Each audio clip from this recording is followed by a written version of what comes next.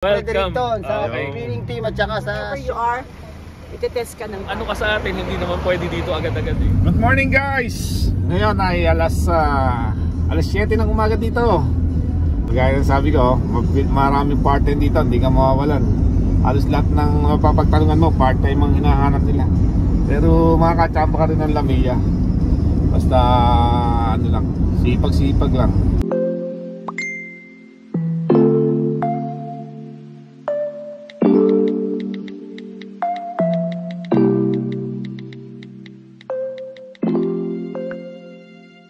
Pwede yung mamimili ka ng trabaho. Diba? Ba't mamimili ka ng trabaho? Nandito ka naman sa Canada. Anong connection? Walang discrimination dito. Walang maritisan. Diba? Ayan no. Dami yan daw. Papasok pa daw.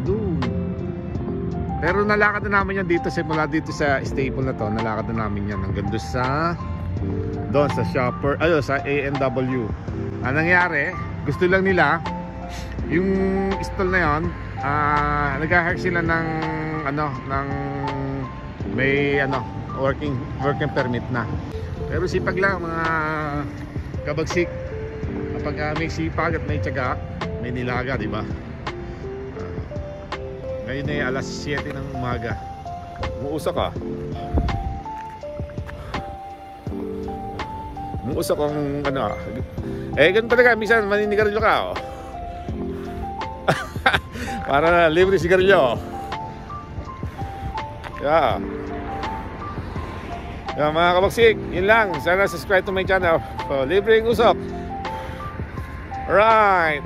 See you guys, please subscribe to my channel. Mga kabayan, ito mga kabagsik, ito yung may-ari ng cleaning dito sa Canada. Di bali, marami siya natulungan. Born again Christian siya. Ang ano niya talaga ay makatulong sa tao. Pwede natin siyang tanungin. Ito siya. Good morning. Kasama ni Pastor. Magandang umaga po. Mapagpalang umaga sa inyo. Sir, ano pa pangalan niyo, sir? Kevs Kison. Sir, di bali gano'ng katagal na kayo dito sa Canada? Naku, almost lagpas isang dekada na ako dito sa Canada. So medyo matagal-tagal na rin. Sir, nabanggit ko kasi sir, sa cleaning company, di ba ikaw ang may-ari? Sir, share mo naman sa kanila para matulungan natin itong kabayan natin.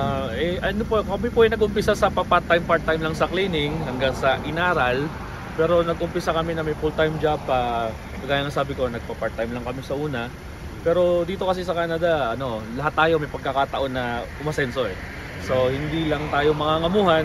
So pwede may pagkakataon din. Ang Canada ma-open sa ganyan. So pwede tayo magkaroon ng sarili nating business. Kagaya ko, nag-umpisa sa maliit. Tapos hanggang sa medyo lumalago na sa sipag. Kasi Pilipino, kilala tayo, masipag tayo. Tsaka maayos tayo sa trabaho natin eh. So, ano may tutulong mo sa mga pupunta dito kung sakali? Yung mga papunta dito kasi sa Canada, hindi pwede yung maselan ka eh. So, ang isa rin dito, yung pride mo. Kung ano ka sa atin, hindi naman pwede dito agad-agad eh. Kung engineer ka sa atin, conductor ka sa atin, hindi yan pwede rito. So, yung pride mo muna.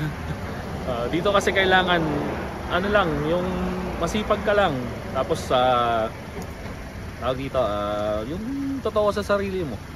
At higit sa lahat, syempre, kailangan mo ng guidance ni Lord. Yun, amen. Yun yung kailangan dito. Sir, bakit tayo matapos? Anong cleaning mo, sir, yung company mo? Z&Z Cleaning ako, Moncton, New Brunswick based ako. Salamat, sir. Salamat. Ngayon, nandito tayo sa Fredericton, mag-expand tayo.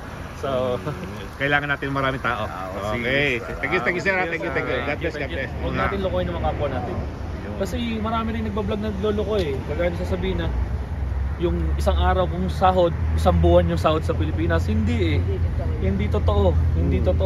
Yung isang buwan ko sahod dito sa Canada, isang taon yung sahod sa Pilipinas. Hindi. Kasi wala ka namang in-include na gastusin. Bayarin. Yeah. Di ba? Yung kita mo lang ang nilalagay mo. Actually, ang tao rito, paycheck to paycheck din. Oo. Okay, dito ang tao, paycheck to paycheck din. May namit ako kahapon, taga Moncton, bago na tayo, one month pa lang sila, wala pa. Nurses sila sa Japan. Kumikita sila ng 400,000 a month. Sabi ko, hindi yan ganito sa Canada. pahirapan kitain yung 400,000 na sinasabi nyo sa loob ng isang buwan dito. Diyos ko. Kasi ilan tayo, sobra dekada na tayo dito. Hello. Alam natin kung paano yung Kahit kalakaran ang mga dito. ang nurses matataas, but I don't think they could. I don't think na may 400 no? sila. No, I don't think. No. 400 per. Siguro yung mga business 400,000 owner per pwede, month. pero 400 dahil. pero mga business owner daw. business owner, Mga business pero sa yung taxes naman, Hello! hello, yung Oh, taxes, yung Ito siya rin taxes na mo, yung business owner din siya. empleyado mo, expenses mo, yung pasweldo mo. expenses mo, yung overhead mo at the end of the line. Break When it even. comes to business, sahod mo lang ang buhay mo. totoo. The rest, you do it for others. Siguro meron You do it for 3 to others. 4 or 5 years bago ka ikot. Oo, kasi halos talaga break even sa dami ng expenses. Ako, may-ari ako. Para ang buhay ko sana. Madam, May. Madam May, siya, isa sa may-ari dito ng company din dito sa Canada. Okay lang ba ma-interview kayo sandali? Ano po may papayo niyo sa mga Pilipino na papunta dito at nagbabalak na pumunta? Para mag-aapit sa baba ako? Magaling ako? Ano po ito? May pa-Starbucks si Sir mamaya. Gano'ng katagal na po kayo dito, Madam? Ano ba ako katagal dito? 2011 ka na 2011. 2011. Yeah, Nag-start na po kayo ng business agad noon? Ay, hindi. Nagtrabaho kami for almost, ilang taon ba yun? Siguro 6 years. Hindi, ako actually until now, empleyado ako ng UPS. Pero yung husband ko, nagbayad siya ng, binili niya yung company around 2018. So yun, then we started the business. So we started na magdala rin ng mga tao. Siguro Wow. nakakuha na rin kami sa Dubai. Siguro mga 3 tao na yung nakuha namin from other places. Ano po ang line ng business niyo, Madam? Marketing, digital marketing, video. Mistaken po si Jeff po, di ba? Oo. Sa Dubai Oo, po, si from Jeff, Dubai. oo. Galing sa kanya, siya po ang nag-sponsor at nabigyan ng Lamia, mga kabayan. Ang yan, ito, napaka magandang kabayan na mabibigay ni Madam sa atin. Kahit payo man lang o kaya kung ano man na maitutulong niya pagpunta niyo dito. Madam, ano mapapayo mo sa mga nag-aangad na punta dito? Mga nangangarap? Kailangan led kayo ng God.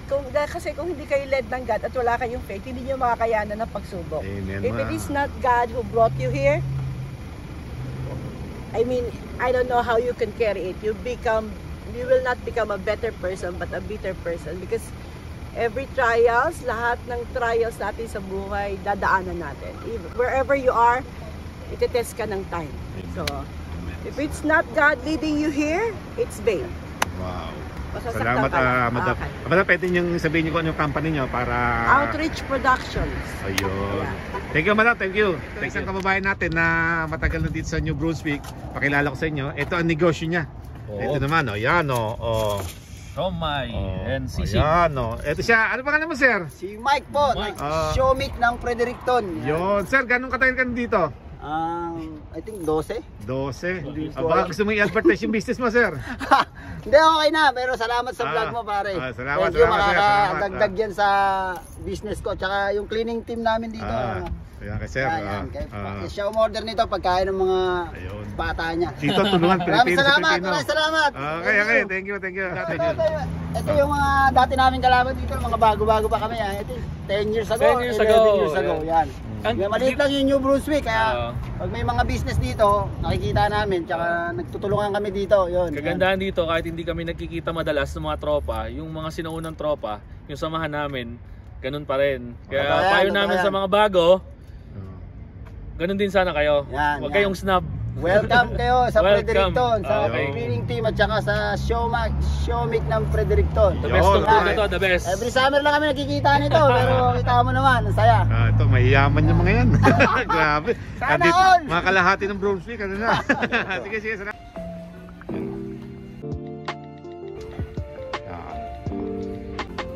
Diba? Alright. Alright. Hi guys, see you on the next vlog. Bye-bye.